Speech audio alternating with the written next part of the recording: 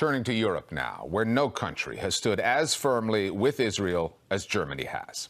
Obsessed with atoning for the Holocaust it inflicted on Jews in World War II, the unrelenting support of German politicians for the Zionist state gets parroted by most of the mainstream media there.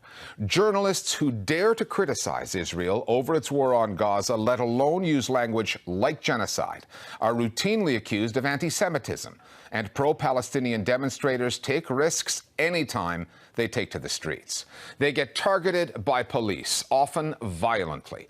Among the international bodies alarmed by all of this, the Council of Europe. It recently called on Chancellor Friedrich Merz to protect the right of citizens to assemble peacefully. The Listening Post's Nick Muirhead now from Berlin on Germany's increasingly indefensible crackdown on pro-Palestinian freedom of speech. It's Saturday, June 21st, and tens of thousands of Berliners have gathered to protest Israel's genocidal war in Gaza. It's one of the biggest demonstrations the German capital has seen since October 7th. The atmosphere is mostly calm, but there's a tension bubbling below the surface. After nearly 2 years of crackdowns, protesters know it doesn't take much for the police to move in. Wael Iskander is an Egyptian-born, Berlin-based journalist who's been documenting police violence at these protests.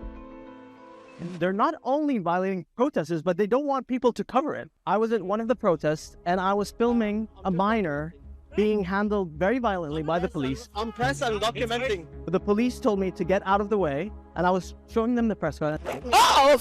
And then I was slammed against a police car. In another occasion, I was trying to document also some of the abuses of the police, and I was violently shoved by police, and for no reason. Hey! Assault! Assault! Assault! He hit the press! But the interesting point about that is that a German journalist told me that's not assault, it's part of the job. Assault is part of the job? You're saying assault of police on journalists is part of the job? Who are you? Are you a journalist? No.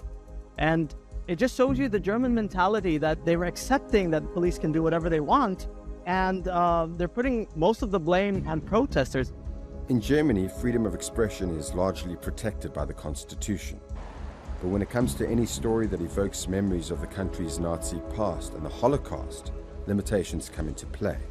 They are designed to prevent another rise in anti-Semitism. These days, though, those restrictions are being used for something else, shielding Israel from criticism and cracking down on any public expression of solidarity with Palestinians. Case in point, calling for the liberation of Palestine from the Jordan River to the Mediterranean Sea will almost certainly get you arrested. Here in Berlin, that slogan can put you on a collision course with the police. Why is that? What they're trying to argue is that this is a Hamas slogan, which it clearly is not, but because you're not allowed to use slogans from terrorist organizations, then they're attaching this to that. It's actually not banned in courts. There is no Supreme Court ruling on that. So they're misinterpreting both the slogan and the law in order to crack down on the protests. There is a narrative space where you're not allowed to go. As a journalist, certainly not as a demonstrator. But if you went out and said, like, Palestinians should be free from the river to the sea, nobody will protect you.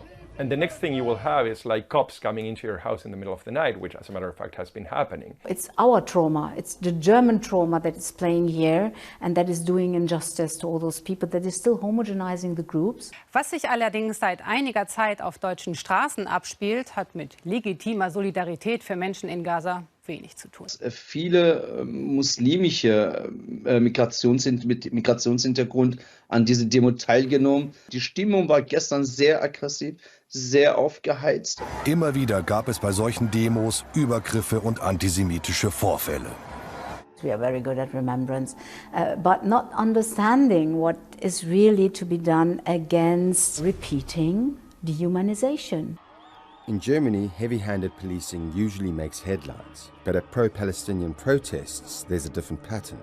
Instead of questioning police tactics, much of the media fall in line. During the creation of Israel in 1948, around 750,000 Palestinians were ethnically cleansed from their lands. They call it the Nakba, the catastrophe. On May 15th, protesters turned out en masse to mark the Nakba.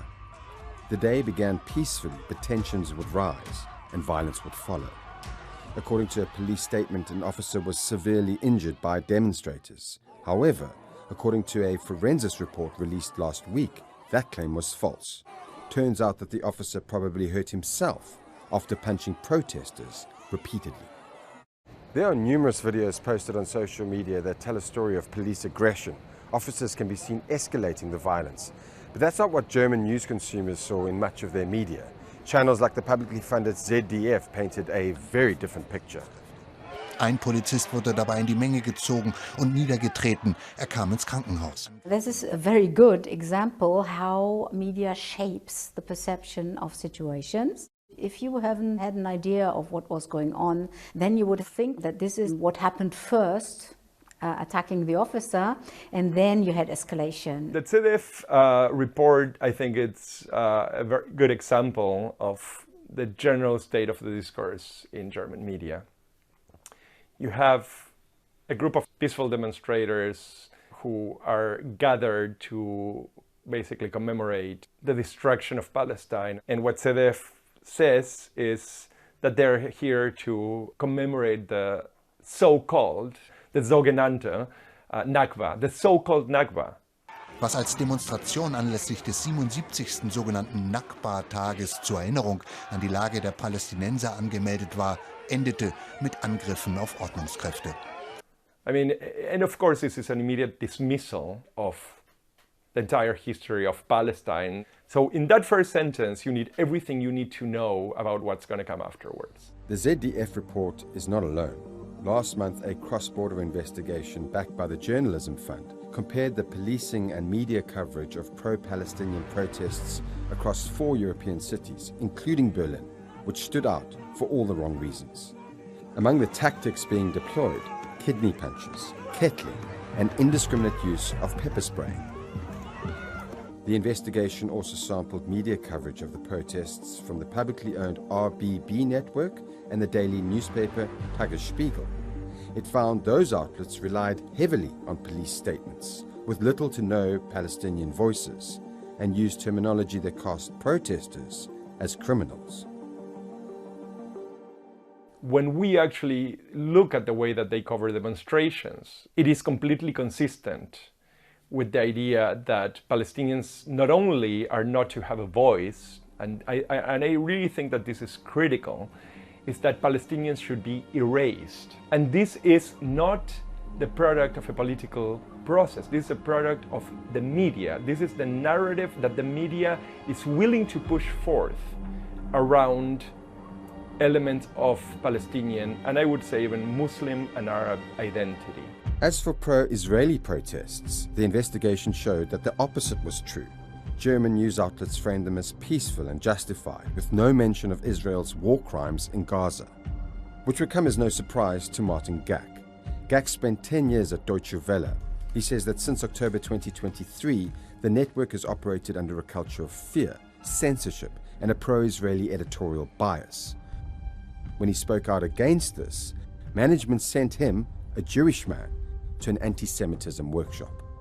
You don't need to trust any of my words. You can just go out, look at the work that they have done, and you see with absolute clarity that German media has been doing nothing, quite literally nothing, but repeating talking points coming right out of the Israeli government. But Israel and the US say the blast came from a rocket misfired by the militant Palestinian group Islamic Jihad. Can you go to Gaza and say these Palestinians are not future terrorists? What you have at this point is no longer just a problem of bad journalism. I think that what you have here is the most aberrant dereliction of journalistic duties and professional ethics. These protests fill a vacuum that is left by the media, and the continuous showing up of people challenges the narrative of media. So they have an interest in defaming protesters, and it matches the ideology of the state, and that's why you don't find any kind of independent coverage. I think Germany is an oppressive state dormant, and this is just being activated to control narratives and has emboldened Germany and the police to repress people. And finally, Israel is still in the habit of bombing its neighbors. In mid-June, it attacked Iran. It continues to bomb what it says are Hezbollah strongholds in Lebanon. And this past week, Israeli bombs struck at the heart of the Syrian capital, Damascus. Now, the Israelis claim they are protecting Syrian Druze communities that are locked in a sectarian political battle in the south of Syria, roughly 100 kilometers from where the bombs landed. Those airstrikes hit the Ministry of Defense and the presidential compound, and they played out live on the air. Syrians watched as a TV anchor took cover mid-broadcast. That moment bore a striking resemblance to what happened just over a month ago in Tehran, when Israel bombed Iran's state broadcaster.